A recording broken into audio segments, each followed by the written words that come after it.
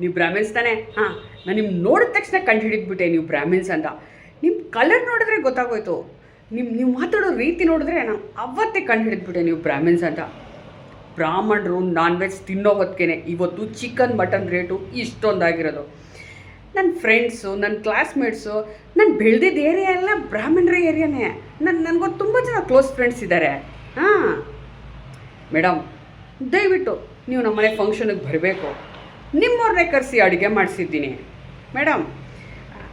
ಗೃಹಪ್ರವೇಶಕ್ಕೆ ನಿಮ್ಮವ್ರನ್ನ ಕರೆಸಿ ಎಲ್ಲ ಹೋಮ ಪೂಜೆ ಮಾಡಿಸಿದ್ದೀನಿ, ತಾವು ದಯವಿಟ್ಟು ಬರಬೇಕು. ಅಲ್ಲ, ನೀವು ಬ್ರಾಹ್ಮಿನ್ಸ್ ಅಂತೀರಾ, ನಿನಗೆ ಈ ಶಾಸ್ತ್ರ ಗೊತ್ತಿಲ್ವಾ? ನೀನು ಕಳಶ ಇಡಲ್ವಾ? ನೀನು ವರಮಹಾಲಕ್ಷ್ಮಿ ಕುಂಡ್ರಿಸಲ್ವಾ? ನೀನು ಆ ಪೂಜೆ ಮಾಡಲ್ವಾ? ಏನು ನೀನು ಜ್ಯೋತಿಷ್ಯ ನಂಬಲ್ವಾ? ಅಲ್ಲ, ನಮ್ಮನೆ ಪಕ್ಕ ಒಬ್ರು ಇದ್ರಪ್ಪ, ಅವ್ರು ಇದೆಲ್ಲ ಮಾಡೋರು, ನೀನು ಯಾಕೆ ಮಾಡಲ್ಲ ಅಂತ ಚಿಕ್ಕ ವಯಸ್ಸಿಂದ ಇಲ್ಲಿವರೆಗೂ ನನ್ನನ್ನು ಕೇಳಿ ನನಗೆ ಇಂಡೈರೆಕ್ಟಾಗಿ ಹಂಗಿಸ್ದವ್ರು ಇದ್ದಾರೆ. ನಾನಾಗಲಿ ನಮ್ಮ ತಂದೆ ತಾಯಿಗಳಾಗಲಿ ಯಾರನ್ನೂ ಜಾತಿ ಕೇಳಿಲ್ಲ. ಆದರೆ ನಮಗೆ ಇಷ್ಟೆಲ್ಲ ಪ್ರಶ್ನೆಗಳು ಬೇರೆ ಬೇರೆ ರೀತಿಯಲ್ಲಿ, ಬೇರೆ ಬೇರೆ ಫಾರ್ಮಲ್ಲಿ, ಬೇರೆ ಬೇರೆ ಪಾಯಿಂಟ್ ಆಫ್ ಟೈಮಲ್ಲಿ ಬೇರೆಯವರು ನನ್ನನ್ನು ಕೇಳಿದ್ದಾರೆ. ಇವ್ರ ಮೇಲೆಲ್ಲ ನಾವು ಯಾವ ರೀತಿ ಕೇಸ್ ಹಾಕಬೇಕು ಅಂತ ನನಗೆ ಇದುವರೆಗೂ ಗೊತ್ತಿಲ್ಲ. ಉತ್ತರ ಗೊತ್ತಿರೋರು ದಯವಿಟ್ಟು ತಿಳಿಸಿ.